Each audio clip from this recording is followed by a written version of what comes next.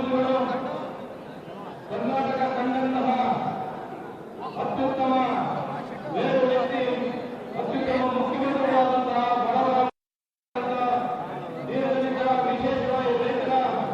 ಬಗ್ಗೆ ವಿಶೇಷ ಕಾಳಜಿರ್ತಕ್ಕಂತಹ ಮಾತು ನುಡಿದಲ್ಲಿ ಸನ್ಮಾನ್ಯ ಶ್ರೀ ಕುಮಾರಸ್ವಾಮಿ ಅವರಿಗೆ ಹಾಸನ ಜಿಲ್ಲಾ ಜಾತ್ಯತೀತ ಜನತಾದಳದ ಪರವಾಗಿ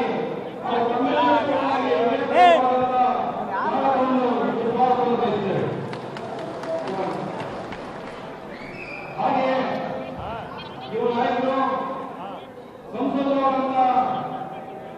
ಸಜ್ಜನ್ ರೇವಣ್ಣನವರಿಗೆ ಈ ಒಂದು ಕಾರ್ಯಕ್ರಮಕ್ಕೆ ತಮ್ಮೆಲ್ಲರ